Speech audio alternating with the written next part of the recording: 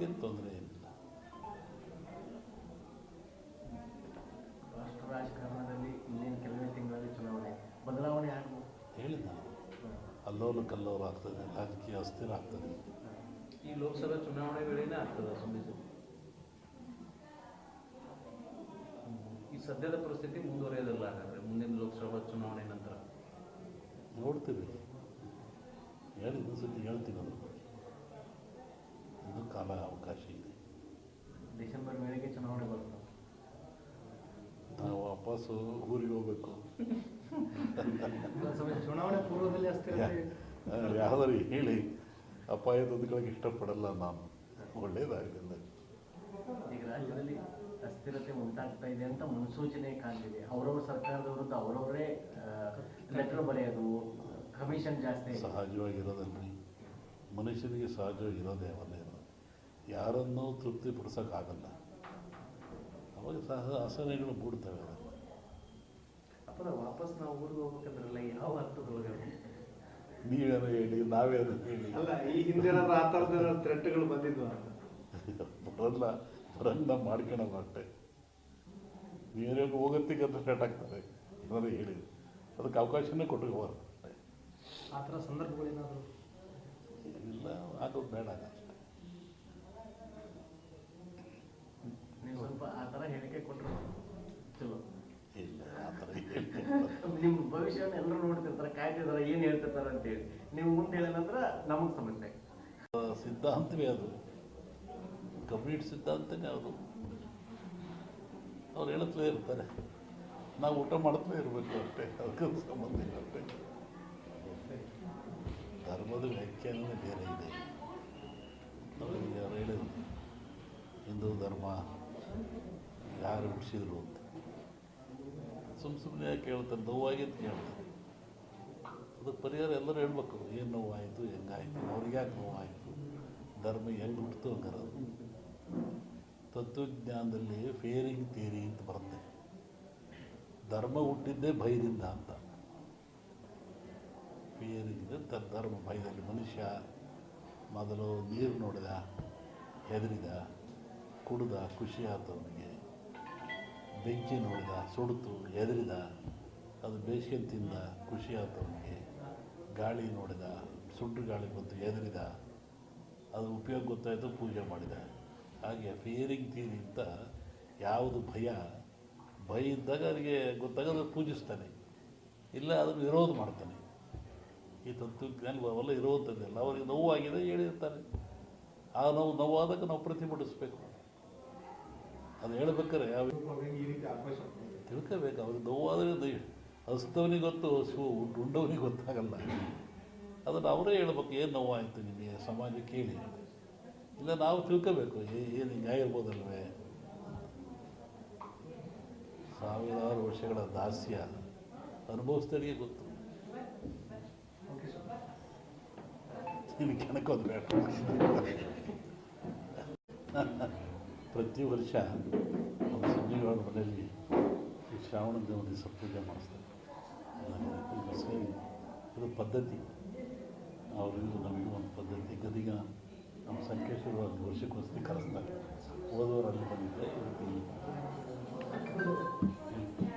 ರಾಜ್ಯದಲ್ಲಿ ಮಳೆ ಇಲ್ಲ, ಸಂಪೂರ್ಣವಾಗಿ ಮಳೆ ಕಡಿಮೆ ಆಗಿದೆ. ಮನುಷ್ಯ ಎಷ್ಟು ತಪ್ಪು ಮಾಡಿದರೂ ಆ ಭಗವಂತ ಕ್ಷಮಿಸ್ತಾನಂತೆ. ಮನುಷ್ಯ, ಪ್ರಾಣಿ, ಭೂಮಿ ಏನು ಮಾಡಿದ್ರು ಸೃಷ್ಟಿಕರ್ತ ಅವನೇ ಅಲ್ಲದೆ ಅವನು ಕ್ಷಮಿಸ್ತಾನಂತೆ. ಆದರೆ ಮನುಷ್ಯ ಮಾಡಿದ ಕರ್ಮಗಳು ಅವನು ಕ್ಷಮಿಸಲ್ವಂತೆ. ಭಗವಂತ ಕ್ಷಮಿಸಿದರೂ ಮನುಷ್ಯ ತಾನು ಮಾಡಿದ ಕರ್ಮಗಳನ್ನು ಅವೇ ಕ್ಷಮಿಸಲ್ಲ.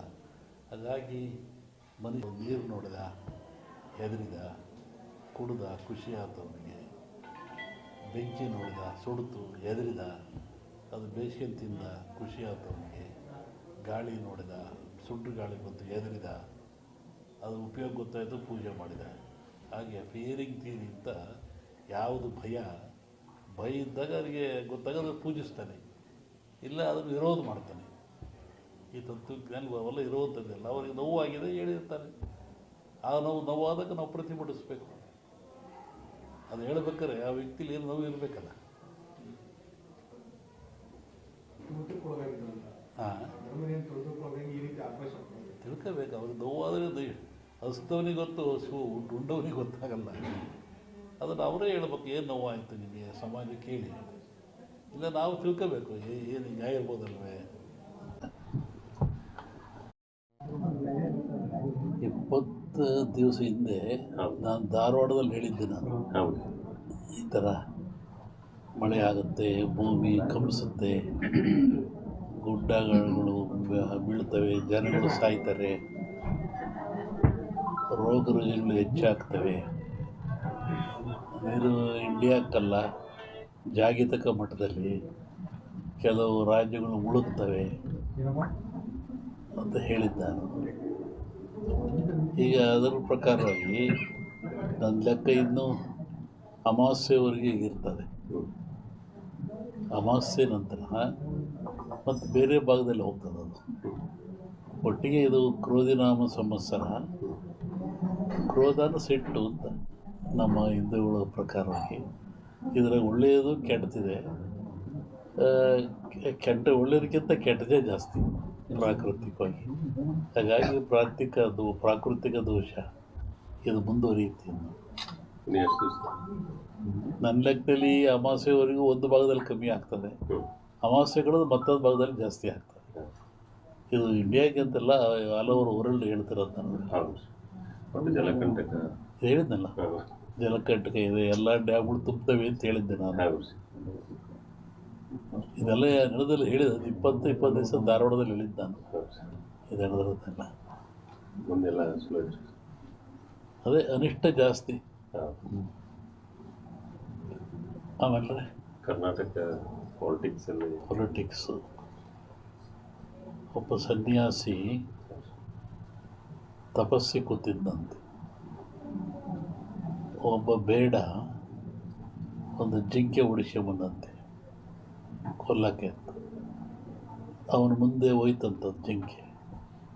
ಅವನು ಬೇಡ ಬಂದ, ಏನು ಸ್ವಾಮಿ ಇಲ್ಲಿ ಜಿಂಕೆ ಓತಾ ಅಂತ ಕೇಳ್ದ.